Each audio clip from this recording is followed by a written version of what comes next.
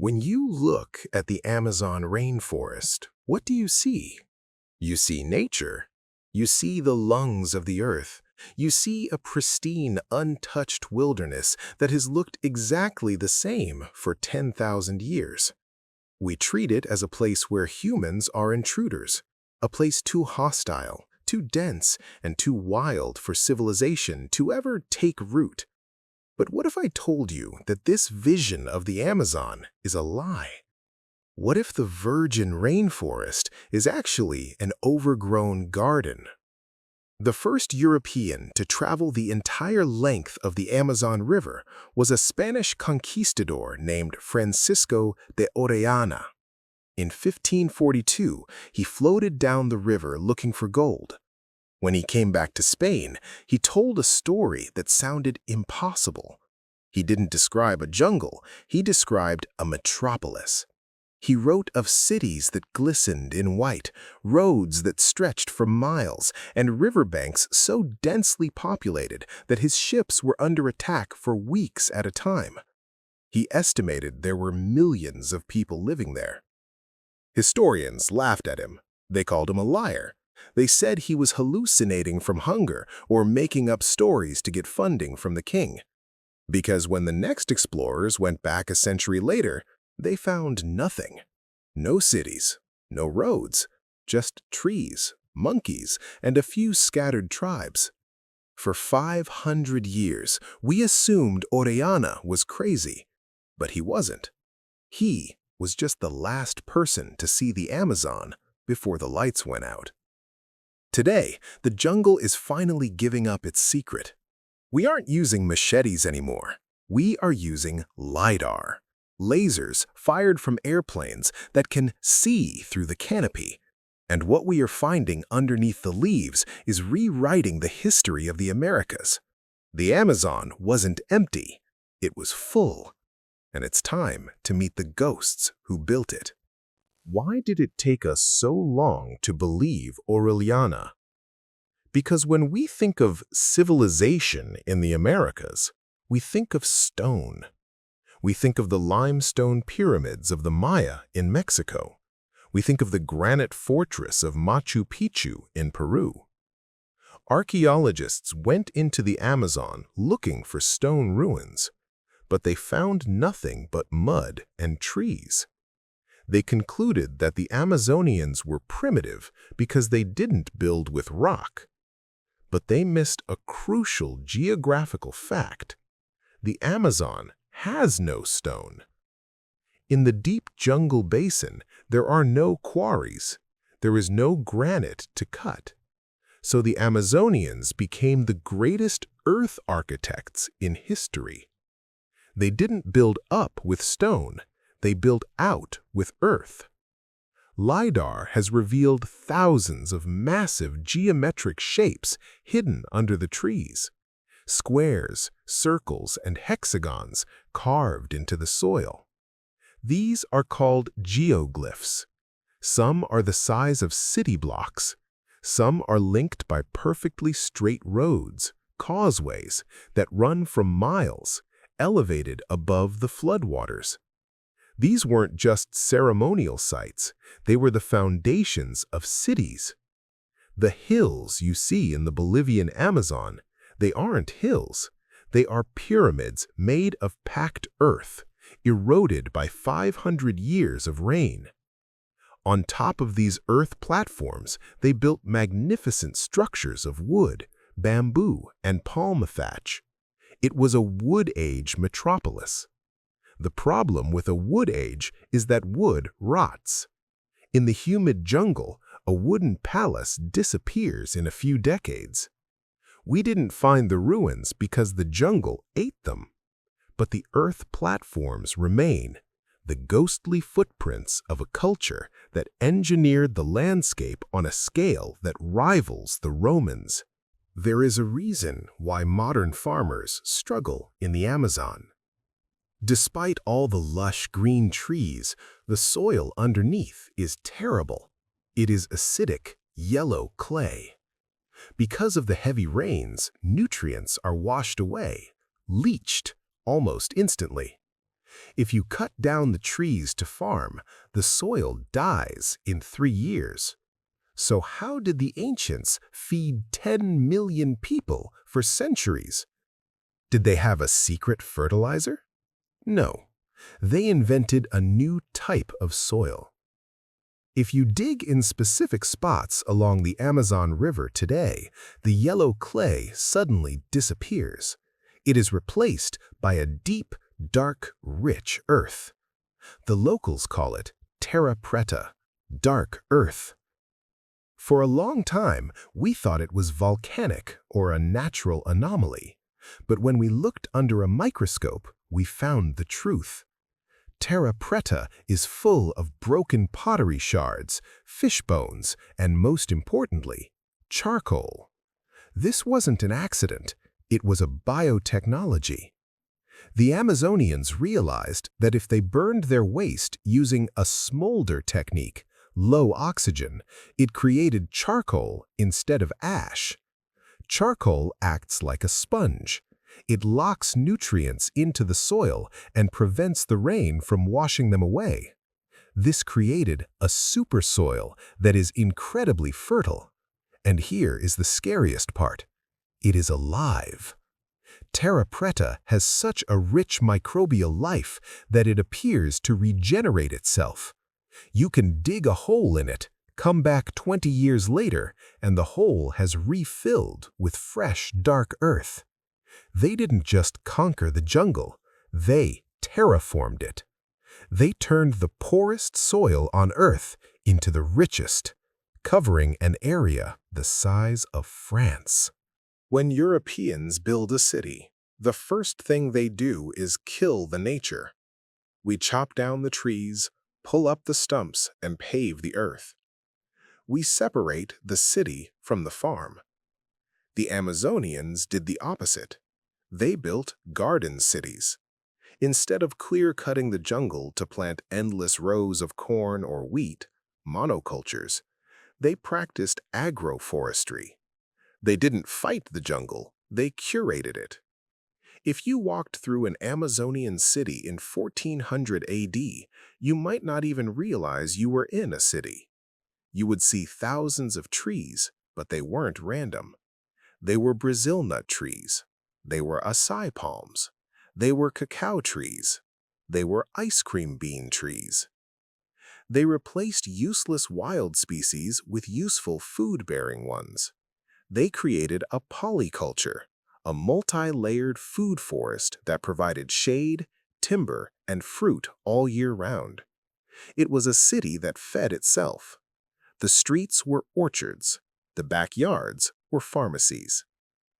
This explains a mystery that has puzzled botanists for decades. In certain parts of the Amazon, useful trees are surprisingly common, far more common than random chance would allow. We now know why. This isn't a wild distribution, it's an abandoned orchard. The wild Amazon we see today is actually a feral garden that has grown out of control for 500 years. The trees are still standing in the grid patterns planted by their ancestors, waiting for harvest that never comes. When we imagine an empire, we imagine a central capital city, a Rome or a Tenochtitlan, conquering its neighbors. But the Amazonians built something different. They built a galactic polity. Instead of one giant city surrounded by wilderness, they built a massive network of medium-sized towns, all connected by those raised causeways and the river itself. It was a decentralized web. You could walk for days, passing from town to town without ever leaving a road. Orellana wrote that the riverbanks were so densely populated that one village began before the last one ended. He said he could hear the sound of dogs barking and music playing for hundreds of miles continuously. It wasn't a jungle, it was a suburban sprawl. How do we know they were united? The evidence is in the art. On the island of Marajo, at the mouth of the river, we found Marajoara pottery. These aren't crude clay pots, They are masterpieces of geometric art, intricate, multicolored, and highly symbolic. Crucially, we find this same artistic style duplicated thousands of miles upriver.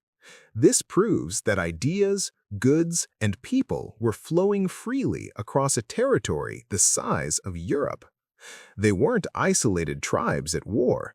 They were a civilization sharing a culture, a religion, and an economy. The Amazon River wasn't a barrier to them.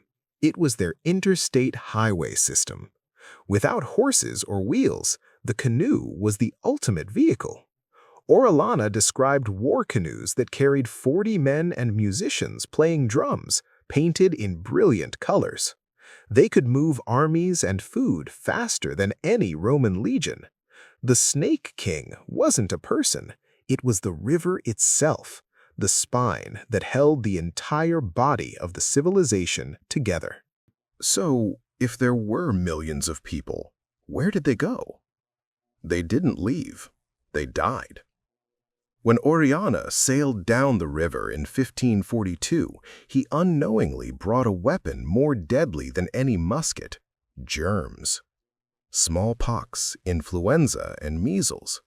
The people of the Amazon had zero immunity, and crucially, they were densely packed in those connected river towns. The virus didn't need the Spanish to carry it. It moved from village to village, canoe to canoe, traveling faster than the explorers themselves. It was a biological shockwave. Historians estimate that within 50 years of contact, 90% to 95% of the Amazonian population was wiped out. Civilizations that had stood for 1,000 years evaporated in a single generation. When the next wave of European explorers arrived a century later, they weren't exploring a new world. They were walking through a graveyard. They found small, scattered tribes hiding in the deep forest, the traumatized survivors of the apocalypse. The great river cities were empty. And because they were built of wood and earth, the jungle reclaimed them instantly. Without the constant weeding and burning of the garden cities, the wild species took over. Vines crushed the wooden palaces. Termites ate the art. The rain melted the earth pyramids back into hills. The pristine wilderness that we fight to protect today isn't natural. It is a gigantic, overgrown tomb covering the wreckage of a lost humanity. Who survived the end of the world? The great kings died. The priests died. The engineers died. The only people who survived were the ones who ran away. They realized that the great river cities had become death traps, breeding grounds for the invisible killer. So they abandoned the pyramids and the causeways. They fled deep into the headwaters, into the most inaccessible parts of the jungle. They stopped building large permanent cities. They stopped making the fancy Marajoara pottery. They stripped their culture down to the bare essentials needed for survival. When we look at uncontacted tribes in the Amazon today, we often make a terrible mistake. We think these are primitive people who have lived this way for 10,000 years. We are wrong. They are the refugees of the collapse. They are the descendants of a high civilization who were forced to adapt to a post-apocalyptic world. Their mobile hunter-gatherer lifestyle isn't a lack of development, it is a survival strategy. They are not people without history. They are people hiding from history. But while they lost the hardware, the cities, they kept the software, the knowledge. They couldn't carry the heavy ceramic urns, but they carried the seeds. The Kayapo, the Yanomami, the Kwikuro. They are the guardians of the garden cities. They still practice the agroforestry of their ancestors. They still know which trees to plant to create soil. They still know the medical secrets of the 80,000 plant species in the forest. The library of the Amazon wasn't burned, it was memorized. And now, as we finally use our lasers to see the ruins of their empire, we are realizing that the people we called savages were actually the custodians of a biotechnology we are only just beginning to understand. We are currently terrified of the Amazon for one reason: carbon. We know that if the rainforest burns, it will release billions of tons of CO2 into the atmosphere, triggering a climate catastrophe. It is a ticking carbon bomb. But the ancients didn't just live in the forest. They knew how to hack the carbon cycle itself. The secret is in the Terra Preta. Modern farmers use slash and burn. They cut the trees, burn them to ash, and the carbon goes up into the smoke. It warms the planet. The Amazonians used slash and char. By burying smoldering wood to create charcoal, biochar, they stopped the carbon from escaping. Instead of floating into the atmosphere as CO2, the carbon remains locked in the ground as a solid. And because charcoal is incredibly stable, it stays there. We have found Terra Preta that is 2,000 years old, and the carbon is still locked inside. It is a carbon vault. This is the supreme irony of our story. We destroy the Amazon to build cattle ranches and soy farms using modern technology that ruins the soil in 5 years. Meanwhile, beneath our feet lies a technology invented 2,500 years ago that creates soil that grows by itself and fights climate change. If we could relearn the art of the Earth architects, if we could scale up biochar agriculture globally, we wouldn't just be feeding the world, we would be healing it. The empty forest isn't just a graveyard of the past, it is a blueprint for the future. In the end, the jungle always wins. It took only a few decades for the great wooden palaces of the Amazon to rot away. It took only a few centuries for the Earth pyramids to soften into hills. Today, the Amazon rainforest is often called the Green Hell by outsiders who fear it. But for the people who lived there, it wasn't hell. It was a home. They didn't conquer nature with concrete and steel. They partnered with it. They built a civilization that was biodegradable. We usually measure the greatness of a civilization by its monuments. We look for the stone statues of Rome or the Great Wall of China. But the monument of the Amazonians isn't made of stone. It is made of DNA. The billions of wild fruit trees that still feed the animals today, that is their monument. The patches of black, fertile soil that still grow crops 2,000 years later, that is their legacy. They left the world richer than they found it. Can we say the same? We are standing at a crossroads. We can continue to treat the Amazon like a mine, extracting timber and beef until the soil dies and the desert takes over. Or we can listen to the ghosts. We can use the LIDAR maps not just to find gold, but to find wisdom. We can learn the secrets of the garden cities. If we do, the Amazon won't be empty anymore. It will be the lungs of a new, greener civilization. Aureliana was right. The cities are there. We just had to learn how to see them.